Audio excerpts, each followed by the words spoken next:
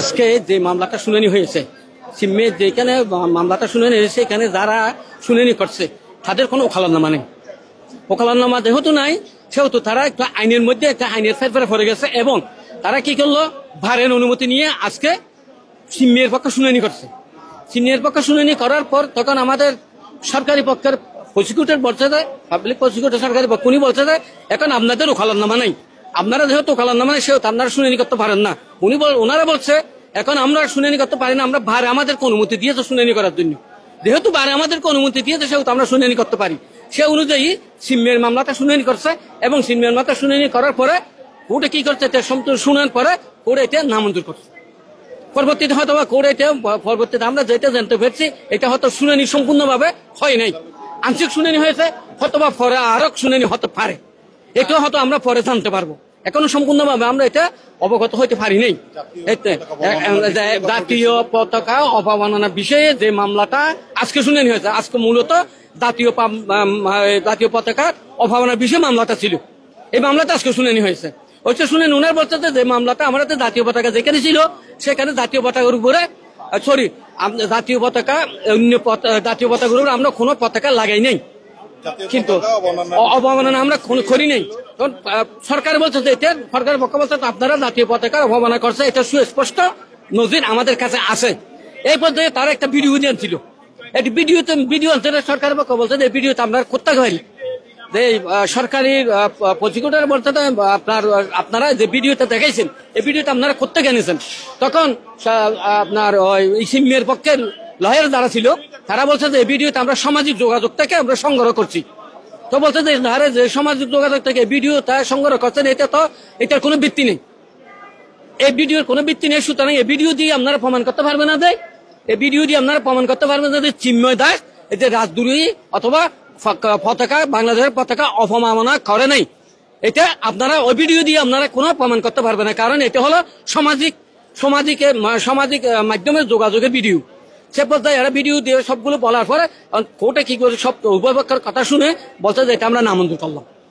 হয়তো এটা পরবর্তীতে আবার শুনানি দিতে পারে, কারণ না এখনো তারিখ দেয় নাই, তারিখ হয়তো পরে জানাতে পারবো, এটা এখন আজ তারিখ দেয় নাই, এরা নামঞ্জুর করে কোর্টটা উঠে গেছে।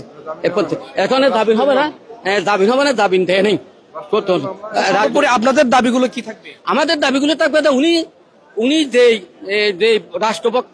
রাষ্ট্রের আমাদের যে সার্বভৌমত্ব, যে আমাদের যে রাষ্ট্রীয় যে পতাকা, সে পতাকা যে অবমাননা করছে, সে পতাকার অবমাননা সুষ্ঠু তদন্তপূর্বক তদন্ত করে তাকে দোষী সাব্যস্ত করে তার আইনগত শাস্তি করা হোক।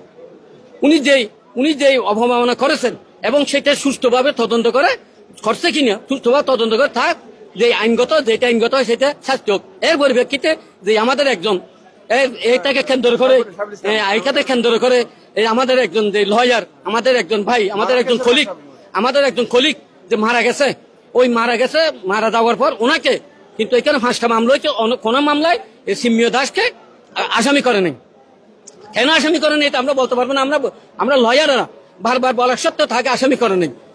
আসামি করে নেই এটা আমরা কি জন্য করে নাই, কেন করে নাই এটা আমরা এখনো সুস্পষ্ট করে বলতে পারি নাই। তবে আমাদের দাবি থাকবে সুষ্ঠুভাবে তদন্ত করে ওই আলিকপত্যের মামলায় উনি জড়িত থাকে তাকে এই মামলাতে অনুরোধ করে তাকে আসামি করা হোক।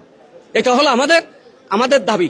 এবং আমরাও চাই যে আমাদের একজন কলিগ মারা গেছে তার একটা সুস্থ তদন্ত করে তার ধারা ওই মারার কেস তার মারার সাথে জড়িত ছিল তাদেরকে সুস্থ তদন্ত করে তাদেরকে আইনের আওতায় শাস্তি দেওয়া হোক, এটা হলো আমাদের দাবি। সাইফুল ইসলাম হত্যাকাণ্ডে সরাসরি তারপরে অপরাধী যে এটা সবার সামনে দেখছে, এটা ওর নির্দেশ দিছে, এখানে আদালতে যে ঘটনা করেছে দেশের সামনে উপরন্ত যাওয়ার সময় তারপরে মসজিদ ভাঙছে, লয়ারদের গাড়ি ভাঙছে, ইভেন চালাইছে।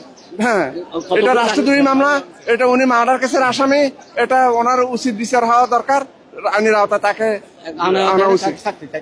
দর্শক ধন্যবাদ আমাদের দর্শক, আমরা যেটি শুনছিলাম যে আসলে আজকে চিন্ময়ের যে জামিন শুনানির কথা ছিল সেটি কিন্তু হয়েছে, এবং তার জামিন শুনানি তার পক্ষের আইনজীবী তথা 11 জন যে আইনজীবীগুলো ঢাকা থেকে এসেছিলেন তাদের আসলে কোনো ওকালতনামা না থাকায় তাদের যে আইনজীবীদের আসলে কোনো জামিন তাদেরকে কিন্তু আসলে আদালত মঞ্জুর করেনি।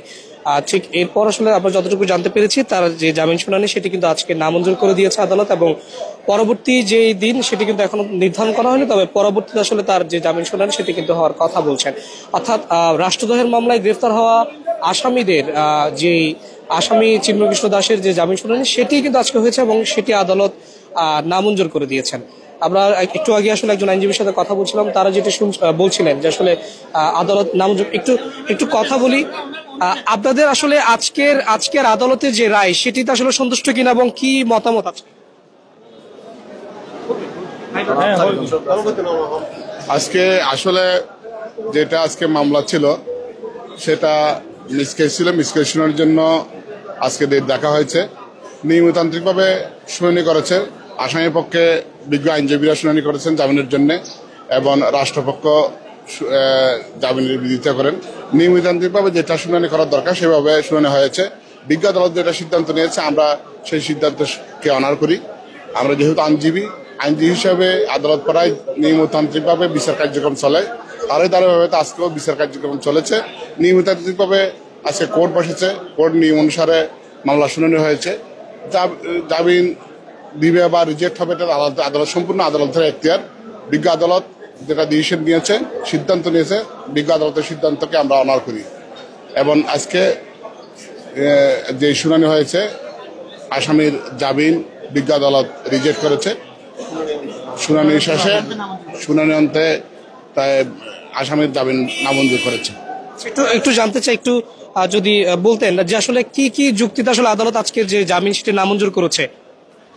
আদালত মূলত নামঞ্জুর করেছে এই জন্যই যে উনি রাষ্ট্রদ্রোহী মামলায় গ্রেপ্তার হয়, এবং আমাদের একজন আইনজীবী চট্টগ্রাম কোর্টের নিয়মিত প্র্যাকটিশনার, সুপ্রিম কোর্টেরও মেম্বার সাইফুদ্দিন আলিফ, ওনার হত্যার মামলায় উনি আসামি, যার কারণে বিজ্ঞ আদালত আসামির হাজতবাস এবং আইনানুগ বিষয় চিন্তা করে ওনার জামিনের আবেদন নামঞ্জুর করেন।